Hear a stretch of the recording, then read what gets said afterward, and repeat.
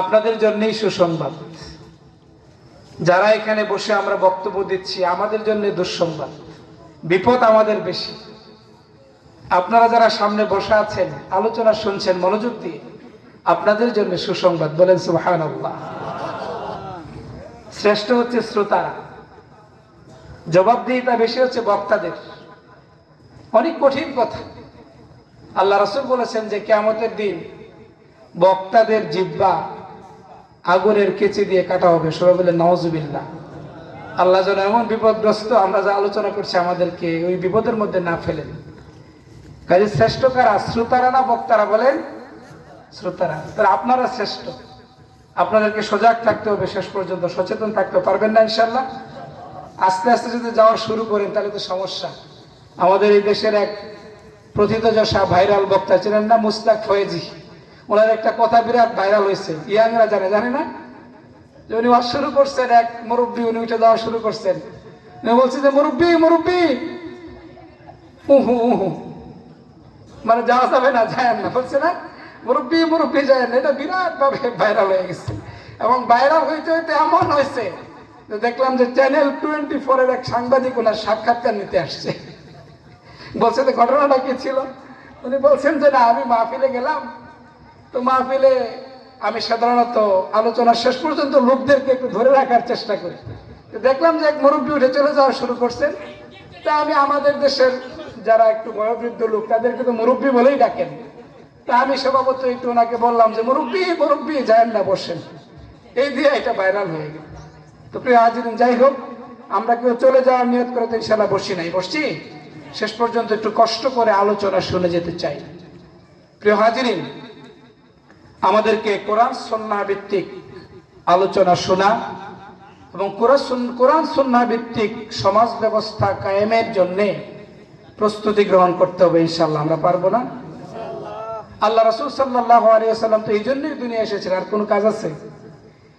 পৃথিবীর এই দুনিয়া আল্লাহ রাব্বুল আলামিন যত নবী এবং রাসূলদেরকে প্রেরণ করেছেন, যত আম্বিয়ায়ে কিরাম আলাইহিমুস সালামকে অবতীর্ণ করেছেন, আপনি যদি প্রশ্ন করেন তাদের আসার উদ্দেশ্য কি, এক কথায় তার জবাব আসবে আল্লাহর জমিনে আল্লাহর দ্বীন প্রতিষ্ঠিত করাই ছিল তাদের কাজ। বলেন সুবহানাল্লাহ।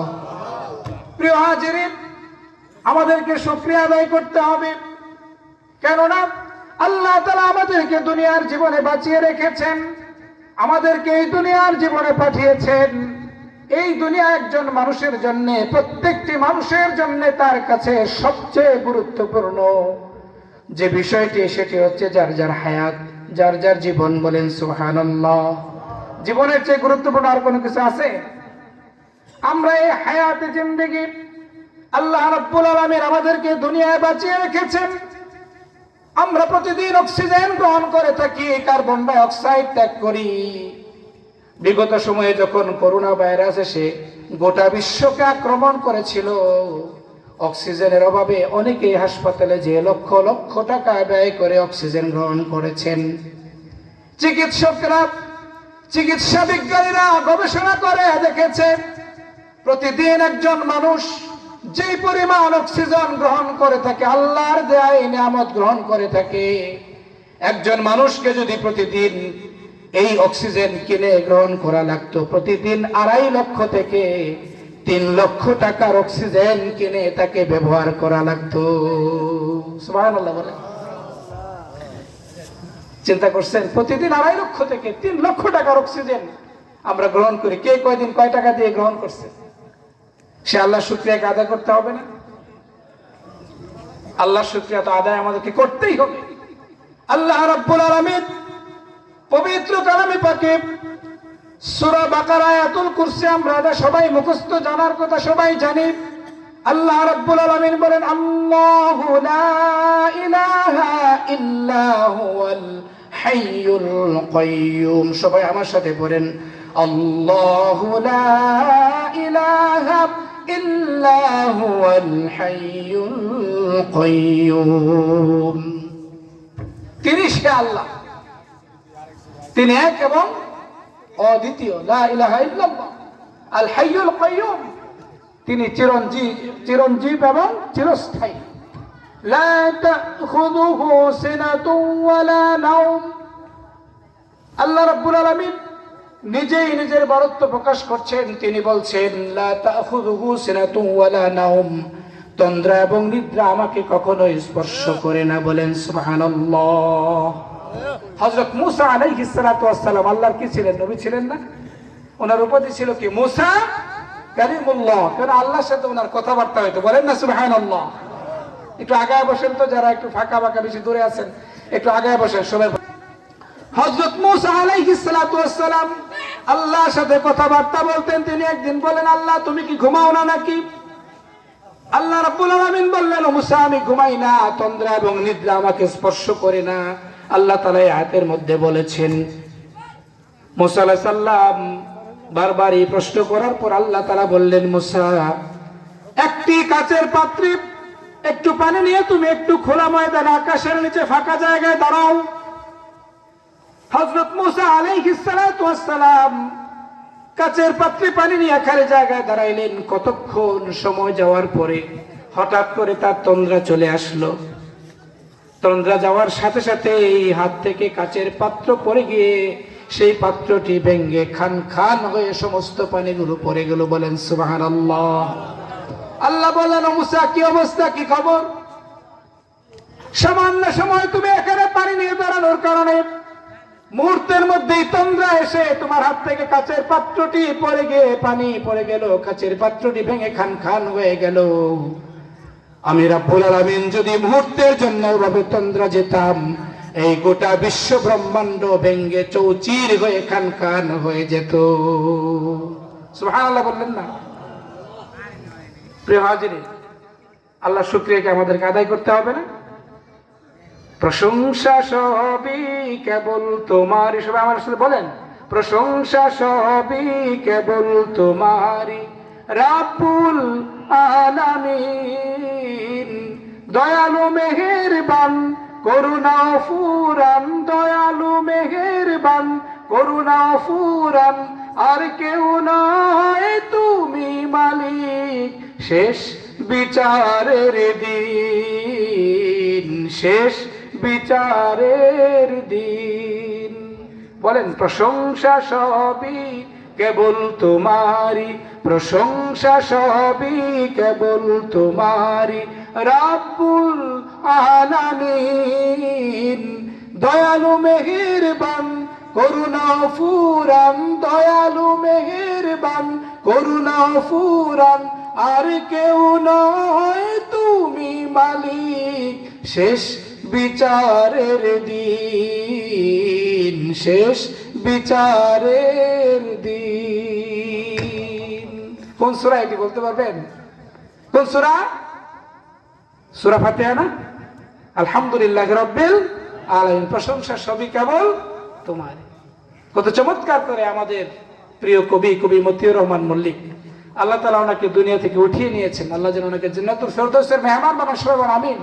চমৎকার করে একেবারে ওনার জীবনের শেষ সময় এসে এই গানটি উনি সূরা ফাতিহার অনুবাদ করে রচনা করেছেন। সুবহানাল্লাহ। প্রিয় হাজিরিন, আল্লাহর জমিনে আল্লাহর দ্বীন প্রতিষ্ঠার জন্য পৃথিবীতে সমস্ত নবী এবং রাসূলদের আগমন ঘটেছিল। আম্বিয়ায়ে কিরাম আলাইহিমুস সালাতু ওয়াস সালাম এই দ্বীন প্রতিষ্ঠার কাজ করতে যে অনেক ত্যাগ তিতিক্ষা, অনেক জুলুম নির্যাতন এবং কুরবানির সম্মুখীন হয়েছিলেন কিনা? আমরা হযরত ইব্রাহিম আলাইহিস সালাতু ওয়াস সালামের কথা জানি। প্রত্যেক নামাজের মধ্যে আমরা যে দুরূদ শরীফ তেলাওয়াত করি, সেখানে ইব্রাহিম আলাইহিস সালামের নাম আছে না নাই? আছে।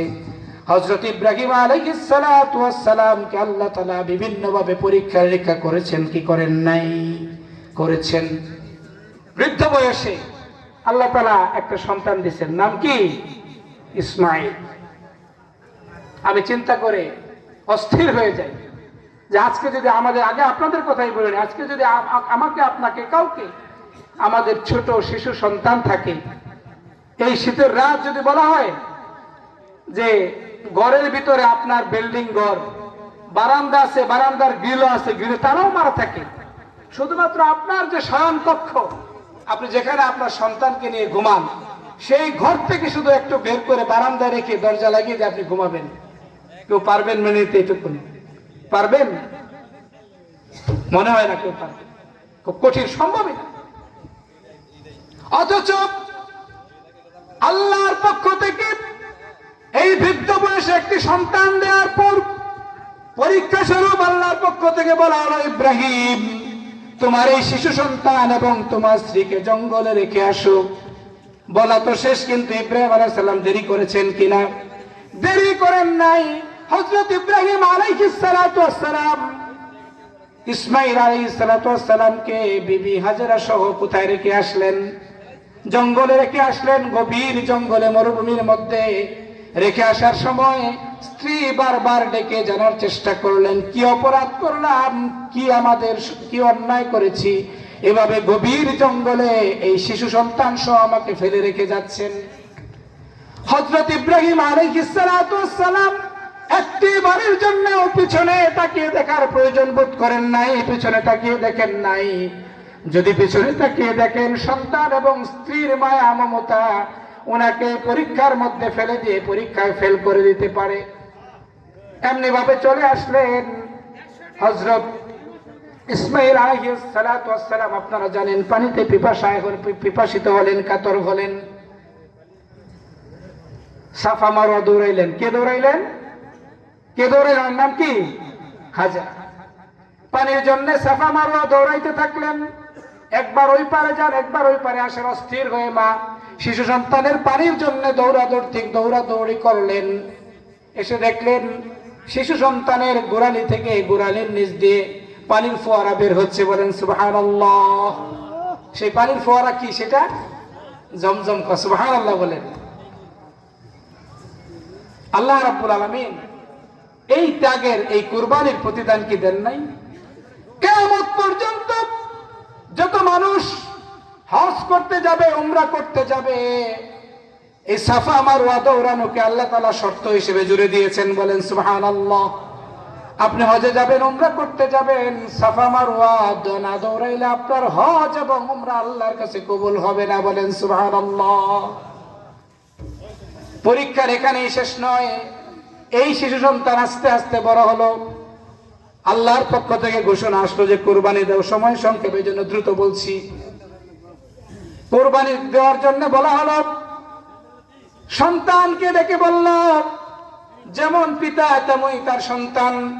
সন্তান বলল, নিশ্চয় আব্বা, আপনার কাছে প্রিয় বস্তু একমাত্র আমি ইসমাঈল। আল্লাহর পক্ষ থেকে নির্দেশ এসেছে, আপনি আমাকে কুরবানি করেন, আমি প্রস্তুত আছি। বলেন সুবহানাল্লাহ। হযরত ইসমাঈল আলাইহিস সালাতু ওয়াস সালামকে কুরবানি করার জন্য তিনি প্রস্তুতি গ্রহণ করলেন। আপনারা জানেন, হযরত ইসমাঈল আলাইহিস সালাতু ওয়াস সালামের হাত পা বাঁধা ছিল। ইব্রাহিম আলাইহিস সালাতু ওয়াস সালাম ছুরি চালানোর জন্য প্রস্তুতি নিলেন। সন্তান বলল, আব্বা একটু কথা আছে, রাখেন। ইব্রাহিম তখন মনে করলেন, এইবার মনে হয় শেষ। সন্তান মনে হয় আর পরীক্ষায় পাশ করার সুযোগ দিল না। না না, এমন কোন বিষয় না। হযরত ইসমাঈল আলাইহিস সালাতু ওয়াস সালাম পিতাকে বললেন, আব্বা, আপনি আমাকে কুরবানি করবেন, আমি প্রস্তুত। আমার হাত পা বেঁধে যদি আপনি কুরবানি করেন, আর এই অবস্থায় যদি কিয়ামতের দিন সেই কঠিন হাসরে সমস্ত মানুষের সামনে আমি হাজির হই, গোটা পৃথিবীর সমস্ত মানুষ মনে করবে মনে হয় ইসমাঈল রাজি ছিল না, এই জন্য তার পিতা তাকে জোর করে রাজি করে হাত পা বেঁধে কুরবানি করেছিল। আপনি আমার হাত পা ছেড়ে দেন, কুরবানি করেন, ইনশাআল্লাহ আপনি আমাকে ধৈর্যশীলদের অন্তর্ভুক্ত পাবেন। আমি ইসমাঈল সামান্যতম পরিমাণও নড়াচড়া করব না। সুবহানাল্লাহ। প্রিয় হাজিরিন, আল্লাহ তাআলা পরীক্ষা করেছেন, করেন নাই? সেই স্মৃতিস্বরূপ আমরা কিয়ামত পর্যন্ত সমস্ত মানুষের উপর, যারা মালিকের নেসাব, ধনী মানুষ, তাদের উপর কোরবানি ওয়াজিব হয়ে গেছে। সুবহানাল্লাহ। আল্লাহ কি তার এই স্মৃতির, তার এই ত্যাগ কোরবানির মর্যাদা দেন নাই? দিয়েছে। প্রিয় হাজিরিন, এমনি ভাবে হযরত ইব্রাহিম আলাইহিস সালাতু ওয়াস সালামকে আগুনে নিক্ষেপ করা হলো। কে নিক্ষেপ করলো? নমরুদ। আগুনে নিক্ষেপ করার পর হযরত জিবরাইল আলাইহিস সালাতু ওয়াস সালামের তো দায়িত্ব আল্লাহর পক্ষ থেকে নবীদের কাছে বার্তা নিয়ে আসা। উনি স্বাভাবিকভাবে এসে থাকেন। হযরত জিবরাইল আলাইহিস সালাতু ওয়াস সালাম এসে বললেন, ইব্রাহিম আমি আসছি আল্লাহর পক্ষ থেকে তোমাকে সাহায্য করার জন্য। কি কঠিন পরীক্ষা! স্বাভাবিকভাবেই এটা তো উনি বলতেই পারতেন, জিবরাইল তো আসেনি আল্লাহর পক্ষ থেকে বিভিন্ন প্রয়োজনে কাজ নিয়ে, আসেন না? আসেন। আসলেন তিনি যে তোমাকে সাহায্যের জন্য এসেছি। হযরত ইব্রাহিম আলাইহিস সালাতু ওয়াস সালাম সে আগুনের মধ্য থেকে জবাব দিলেন, তোমার সাহায্যের আমার কোনো প্রয়োজন নাই। আমি যে আল্লাহ রাব্বুল আলামিনের ইবাদত করি, যে আল্লাহর দাসত্ব করি, যে রাব্বুল আলামিনের দ্বীনি ব্যবস্থা, ইসলামী সমাজ ব্যবস্থা কায়েমের জন্য দুনিয়ার জীবনে আমি চেষ্টা করি, আমার আল্লাহ যদি চান এই আগুনে পুরে আমি শহীদ হলে খুশি, আমিও তাতেই খুশি। বলেন সুবহানাল্লাহ। আল্লাহর পক্ষ থেকে সাথে সাথে কি ঘোষণা আসলো? ইয়া নারু কুনি বারদাও ওয়া সালামান আলা ইব্রাহিম। হে ইব্রাহিম, হে আগুন, তুমি আমার ইব্রাহিমের জন্য কি হয়ে যাও? আরামদায়ক, ঠান্ডা হয়ে যাও। বলেন না সুবহানাল্লাহ। আপনারা জানেন সেই আগুনে নিক্ষেপ করার জন্য হযরত ইব্রাহিম আলাইহিস সালাতু ওয়াস সালামকে, বিশাল আগুন তো, কাছে দিয়ে যারা শত্রু বাহিনী তারা ধরে নিক্ষেপ করবে এই সুযোগ ছিল না। এজন্য একটা চরক গাছ আছে না, দেখছেন ঘুরে, এরকম একটা গাছ বানাইছে, সেখানে রেখে তাকে নিক্ষেপ করবে আগুনে, ঘুরে ফেলায় দিবে। সেই প্রত্যেক জায়গায় ফেরেশতারা এসে বসে গেলেন। সুবহানাল্লাহ। ফেরেশতারা এসে বসে, সেটা ঘুরে না। শয়তান বুদ্ধি দিল একটা কাজ করতে হবে, ভালো ভালো সুন্দর সুন্দর যুবক আর যুবতী এদেরকে ধরে নিয়ে এসে এখানে জেনাবে বিচারে লাগাই দাও, প্রকাশ্যে নাউজুবিল্লাহ বলেন সবাই। তাহলে ফেরেশতারা চলে যাবে, কারণ এই অবস্থার মধ্যে ফেরেশতা থাকে না। কোন মানুষ যদি একেবারেই বিভৎস হয়ে যায়, উলঙ্গ হয়ে যায়, তখন তার সাথে আর কি থাকে না? ফেরেশতা থাকে না। ঠিক তাই করা হলো। এই অবস্থা হযরত ইব্রাহিম আলাইহিস সালাতু ওয়াস সালামকে আগুনে নিক্ষেপ করা হলো। আর ওই দিন যেই সব যুবতী নারীরা এই কাজের জন্য সিলেক্টেড ছিল, যারা এই কাজ করছিল, তাদেরকে পুরস্কৃত করার জন্য, তাদেরকে চিহ্নিত করে রাখার জন্য কপালে কি দেওয়া হয়েছিল? একটা ফুটা টিপ। সেই টিপ বা ফুটা, এটার ধারাবাহিকতা এখনো আছে, আছে না নাই? আমাদের মা বোনের অনেক সময় পড়ে থাকেন, পড়েন না? এটা পড়া ঠিক না, এগুলো পড়বেন না, নিষেধ করবেন। প্রিয় হাজির, আমি বলছিলাম যে এমনিভাবে কঠিন পরীক্ষার মধ্যেই আল্লাহর জমিনে আল্লাহর দ্বীন প্রতিষ্ঠিত হয়ে আসছে। এভাবে আমরা দ্বীন পেয়ে গেছি, এমনিতেই পেয়ে জানি। এখন থেকে মাত্র 400-500 বছর আগে বাংলাদেশে কেউ মুসলমান ছিল না। সুবহানাল্লাহ বললেন না?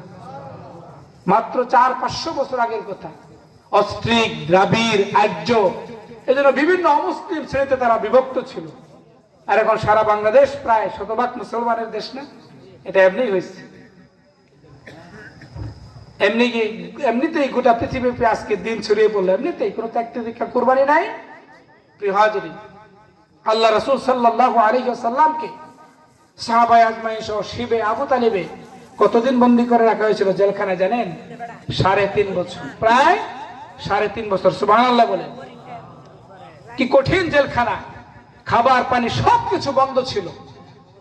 এখনকার জেলখানাগুলোতে যদি টাকা পয়সা থাকে তাহলে খাবার পানি, ভালো ভালো খাবার, কোনো কিছুর অভাব হয় না।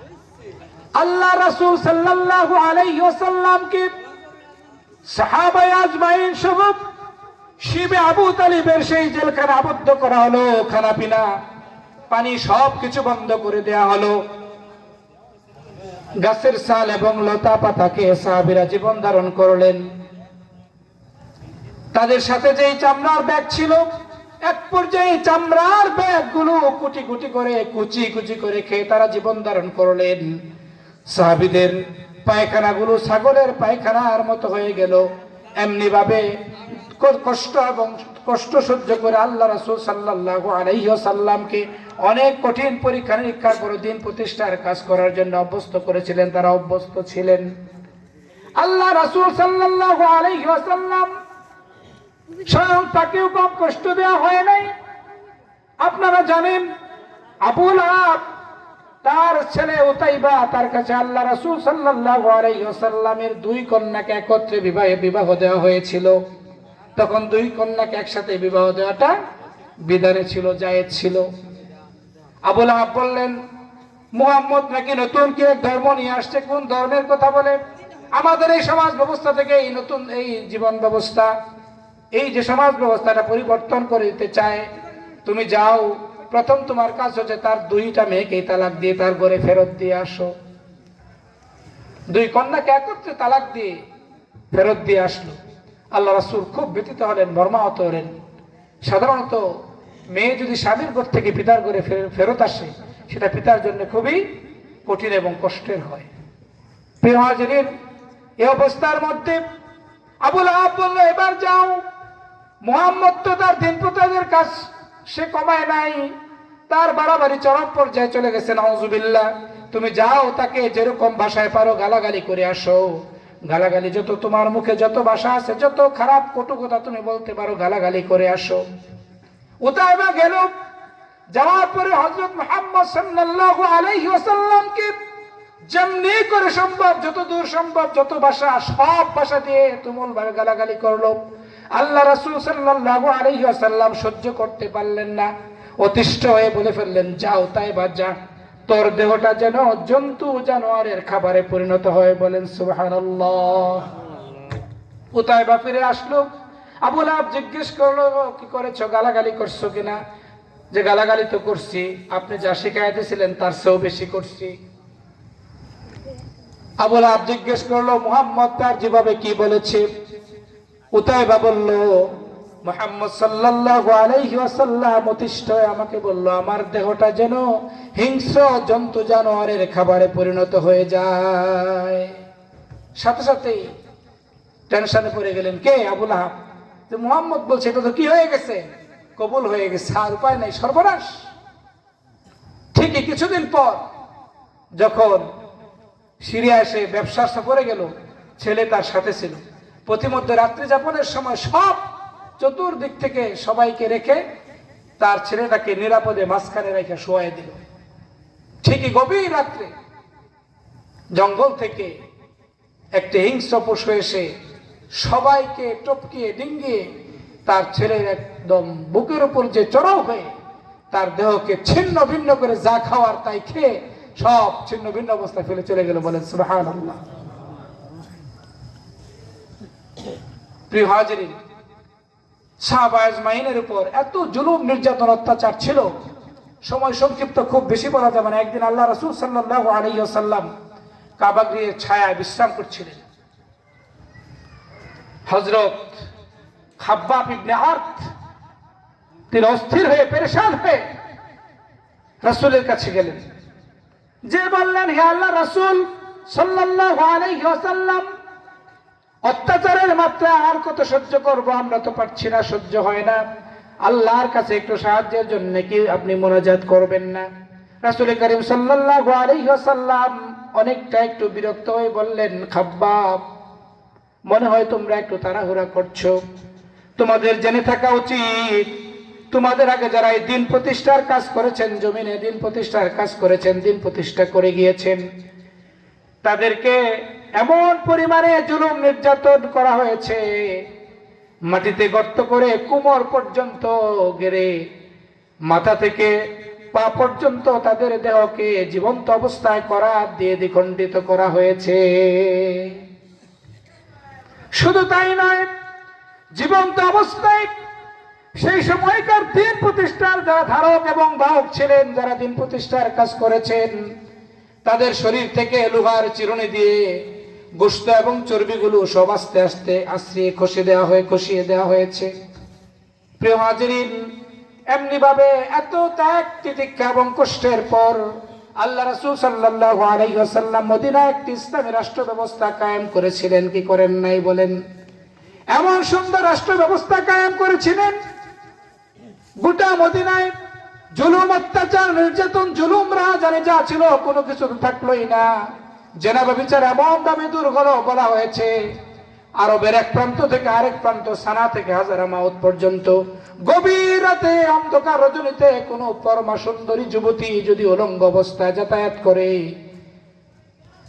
তার সাথে কোনো দুর্ব্যবহার করা তো দূরে থাক, তার দিকে বাঁকা দৃষ্টিতে তাকিয়ে দেখবে এমন কোন যুবক সেই সমাজে আর খুঁজে পাওয়া যায় নাই। এমন সুন্দর একটি সমাজ ব্যবস্থা আল্লাহ রাসূল সাল্লাল্লাহু আলাইহি ওয়াসাল্লাম কায়েম করে গিয়েছিলেন। প্রিয় হাজিরিন, আজকে নতুন ভাবে নতুন সময়ে আমাদেরকে দিন প্রতিষ্ঠার কাজ আঞ্জাম দিতে হবে। যেমনি ভাবে খোলাফায়ে রাশিদিন জমিনে সেই নেতৃত্বের ধারাবাহিকতা ধরে রেখেছিলেন, দৃষ্টান্ত স্থাপন করে গিয়েছেন ইসলামের দ্বিতীয় খলিফা হযরত ওমর রাদিয়াল্লাহু তাআলা আনহু। কেমন প্রেসিডেন্ট ছিলেন, কেমন বাদশা ছিলেন হযরত ওমর।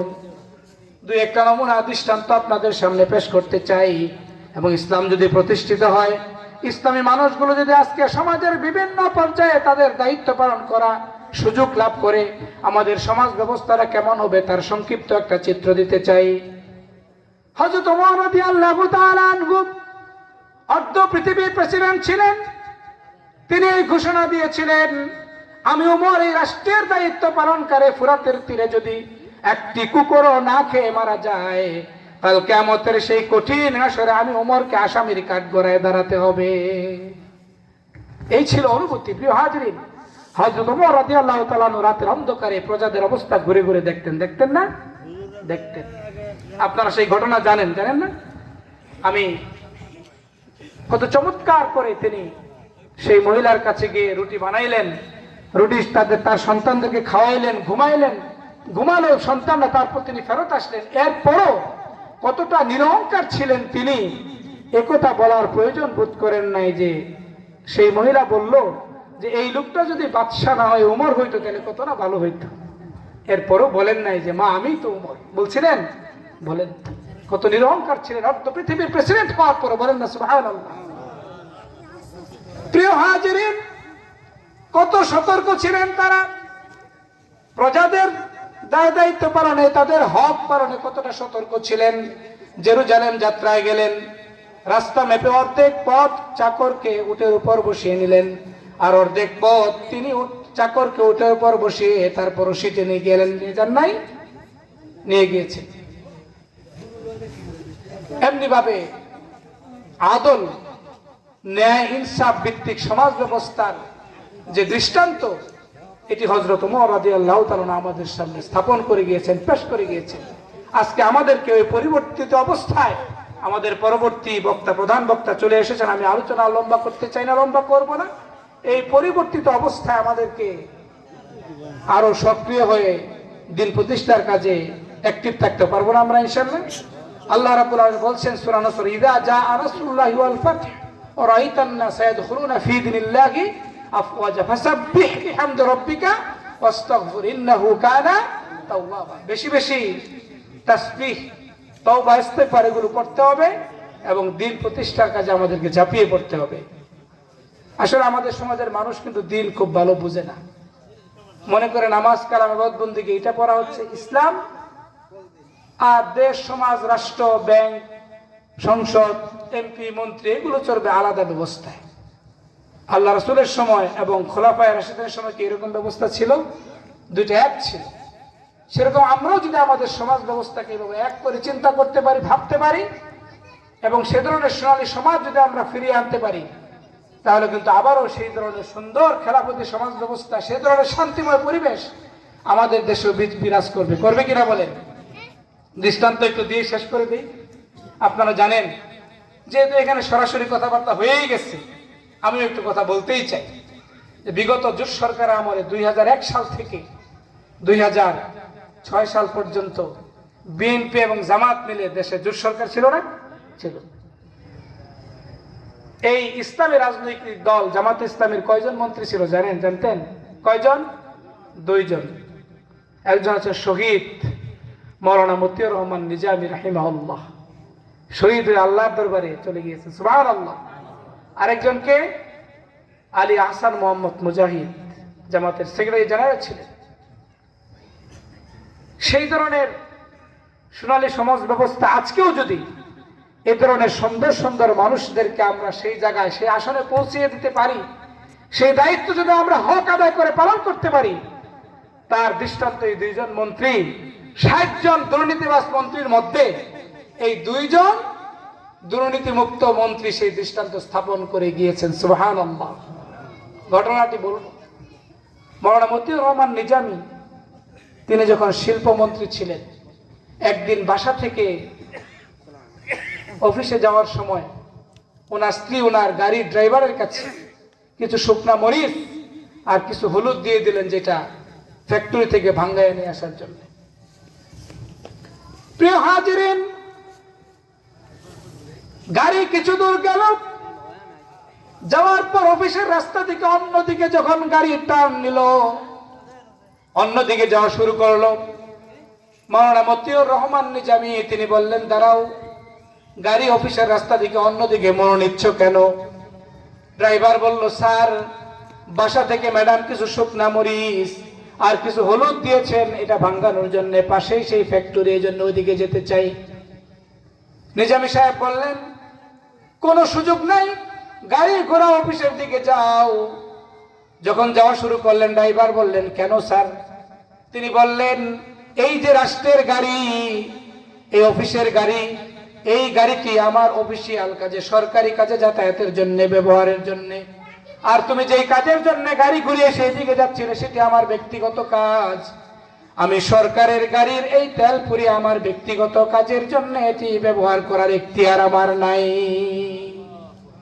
যদি এটি করি, কিয়ামতের সেই কঠিন হাসরে আল্লাহ রাব্বুল আলামিন আমাকে যদি প্রশ্ন করে, নাও নিজামী, তোকে তো এই গাড়ি দিয়েছিলাম, রাষ্ট্রের এই দায়িত্ব দিয়েছিলাম, মন্ত্রিত্ব দিয়েছিলাম, তুমি তো তোমার ব্যক্তিগত কাজে গাড়ির তেল পুড়িয়েছো, আজকে এটির জবাব দাও। কিয়ামতের দিন আল্লাহর কাছে আমি নিজামীর এই জবাব দেওয়ার কোনো উপায় থাকবে না।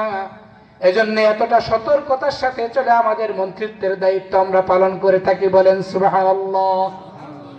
যথারীতি ড্রাইভার আবার রাতে যখন মন্ত্রী মহোদয়কে বাসায় দিয়ে গেলেন, যেই শুকনা মরিচ আর সেই হলুদ সেইভাবেই বাসায় ফেরত আসলো। জিজ্ঞেস করলেন ড্রাইভারের সাথে তো আর ওনার স্ত্রীর সাক্ষাৎ হয় নাই, জিজ্ঞেস করলো, এটা এই অবস্থায় ফেরত নিয়ে আসলা, কারণ কি? নিজামী সাহেব বুঝিয়ে বললেন, তুমি এটা ড্রাইভারকে দিয়েছো, ড্রাইভার তো এটা ভাঙানোর জন্য আরেক দিকে যাওয়া শুরু করছে, আমি তাকে মানা করেছি, কারণ এটি আমাদের ব্যক্তিগত কাজ।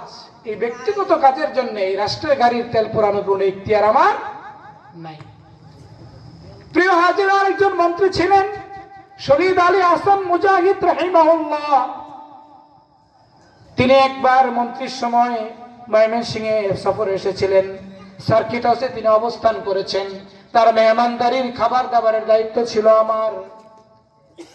আমি ওনাকে প্রশ্ন করলাম, মুজাহিদ ভাই, অন্য মন্ত্রীরা যখন বিভিন্ন জেলায় সফরে যায়, তখন ডিসির আয়োজনে, সরকারি ব্যবস্থাপনায় বিশাল খাওয়া দাওয়ার আয়োজন সেখানে হয়ে থাকে, আর আপনারা আসলে আমাদেরকে খাবার রেডি করার কথা বললেন, কারো বাসায় যে একটু সামান্য খাবার দিয়ে দাওয়াত খেয়ে ফেলেন, এটার কারণ কি? তিনি বললেন, বসো, খেয়ে নেই, তোমাদের এই প্রশ্নের উত্তর দিব। উনি খাওয়া দাওয়া শেষ করলেন, আমরা যারা ছিলাম আমাদেরকে ডেকে বসালেন, উনি সোফার মধ্যে বসলেন, আমরা সার্কিট হাউসের ওনার সোফার সামনে ফ্লোরে সবাই গোল হয়ে বসলাম। তিনি বললেন, শোনো, অন্যান্য মন্ত্রীরা যখন কোনো জেলায় সফরে যায়, ডিসির আয়োজনে বিশাল খাবার দাবার আয়োজন হয়, ওই মন্ত্রী তার চেলা চামুন্ডা সহ তার দল বলে লোক নিয়ে গোটা করে খায়। জেনে রাখো, ওই ডিসির কাছে এই মন্ত্রী এবং তার চেলা চামুন্ডা সহ যারা খাইলো, তাদেরকে খাওয়ানোর জন্য সরকারি কোনো বরাদ্দ তাদের কাছে থাকে না। সরকারি বরাদ্দ নাই, খাওয়ায় কোত্থেকে বুঝেন নাই? ডিসি এসপিরা যে